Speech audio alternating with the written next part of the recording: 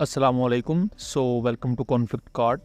Recently काफ़ी ज़्यादा shocking खबर ये सामने आ रही है कि फ्रेंच नेवल कंपनीज़ का 1 टेराबाइट डाटा हैक कर लिया गया है। ये फ्रांस की तारीख में होने वाले अब तक के सबसे बड़े इंसिडेंट्स में से एक है जिसमें इतने कॉन्फिडेंशियल डाटा तक एक्सेस को ब्रीच किया गया है, बल्कि उस डाटा में से कुछ को सोशल मीडिया पर रिलीज़ किया गया है सिर्फ एक आइडिया देने के लिए कि फ्रांस की सिक्योरिटी अपरेटस में बहुत ज़्यादा चीज़ों को लेकर कंप्रोमाइज़ हुआ है।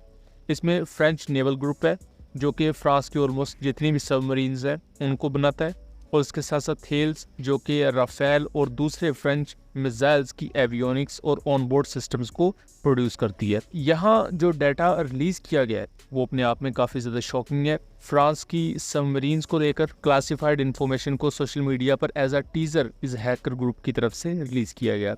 उसके साथ साथ राफेल एयरक्राफ्ट के सिमुलेटर के इंटरफेस को यहाँ रिलीज़ किया गया है, और इस सिमुलेटर में आपको एटलीस्ट ये पता लग जाता है कि राफेल एयरक्राफ्ट इस पर्टिकुलर सिचुएशन में किस तरह बिहेव करेगा। और यहाँ जो सबसे ज़्यादा टारगेट किया गया है वो राफेल एम को लेकर किया गया है। राफेल एम नेवल वेरिएंट है राफेल एयरक्राफ्ट का, और इसे ऑपरेट किया जाता है एयरक्राफ्ट कैरियर्स के थ्रू, और फ्रांस के पास एयरक्राफ्ट कैरियर मौजूद है जिसका नाम चार्ल्स डी गुएल है। इस सिमुलेटर में आपको एयरफोर्स वाले वेरिएंट की करैक्टरिस्टिक्स भी पता लग जाएंगी। कहने का मकसद ये है कि इस हैकर ग्रुप से अगर ये डाटा कोई दूसरा मुल्क खरीदता है, प्लस हम जस्ट इमेजिन करते हैं कि चाइना खरीदता है, तो राफेल एयरक्राफ्ट की जो इनसाइट्स हैं और थेल्स फर्म का डाटा भी चूँकि यहाँ ब्रीच हुआ है, तो थेल्स राफेल एयरक्राफ्ट के RBE-2 active electronically scanned air radar को, स्पेक्ट्रा इलेक्ट्रॉनिक वॉरफेयर सिस्टम को, इसके फ्रंट सेक्टर ऑप्ट्रॉनिक्स को, और modular data processor unit, communication and navigation, ये जितने भी ऑनबोर्ड सिस्टम्स हैं इसको थेल्स बनाती है, और थेल्स का भी ऑलमोस्ट डाटा काफ़ी ज़्यादा लीक हुआ है। उसके साथ साथ जो फ्रेंच नेवल ग्रुप की सबमरीन्स है जिनमें बैराकूडा क्लास सबमरीन है जो कि एक न्यूक्लियर पॉवर्ड सबमरीन है, फिर उसके बाद आती है स्कॉर्पियन क्लास सबमरीन, ये डीजल इलेक्ट्रिक सबमरीन है। लेकिन अहम चीज़ ये है कि स्कॉर्पियन क्लास सबमरीन को इंडिया भी यूज़ करता है, और इससे पहले इंडिया इसे पाकिस्तानी पानियों के करीब ला चुका है और पाकिस्तान इसे सक्सेसफुली डिटेक्ट भी कर चुका है या इंटरसेप्ट कर चुका है।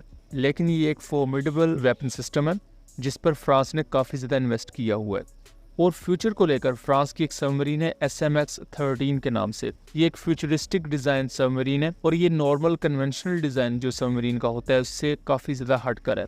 इसके हल को काफ़ी ज़्यादा चेंज किया गया है इसकी स्टेल्थ को इंक्रीज़ करने के लिए। उसके साथ साथ इसके रेयर ब्लेड्स कम्प्लीटली मॉडिफाइड हैं, और इस सबमरीन को बेसिकली बनाया जा रहा है नेक्स्ट जनरेशन मिसाइल्स के साथ इक्विप करने के लिए, और उसके साथ साथ स्पेशल फोर्सेस के ऑपरेशंस के लिए भी। तो उससे रिलेटेड इन्फॉर्मेशन भी यहाँ कंप्रोमाइज़ हुई है। अब इस चीज़ को लेकर पूरी दुनिया में डिस्कस किया जा रहा है। इंडियन साइड पर भी एक हद तक इसको लेकर पैनिक है, क्योंकि Indian navy Rafale M aircraft खरीदना चाहती है। 26 एयरक्राफ्ट खरीदने के लिए जो डील है वो फाइनलाइज हो चुकी है, और इंडिया का इरादा है कि वो अपने INS विक्रांत पर इनको यूज़ करेगा। यहाँ जो अहम चीज़ है कि जुलाई 2024 में इंडिया ने फॉर्मली इस डील को फाइनलाइज कर दिया है, और उसके बाद इस तरह का वाक़या हो जाना ये इंडिया और इंडिया के अलावा जो दूसरे राफेल एयरक्राफ्ट के यूज़र्स हैं उनके लिए अच्छा नहीं है, और कहीं ना कहीं वो अब फ्रांस को इस बारे में जवाबदेह ठहराएंगे।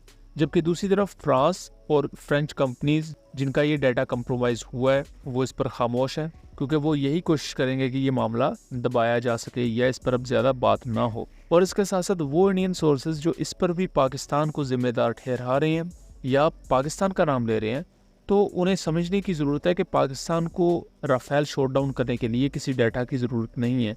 पाकिस्तान ऑलरेडी 4 शॉट डाउन कर चुका है, और पाकिस्तान को बहुत अच्छे तरीके से पता है कि राफेल क्या चीज़ है, वो किस तरह बिहेव करेगा अंडर डिफरेंट सर्कमस्टांसेस।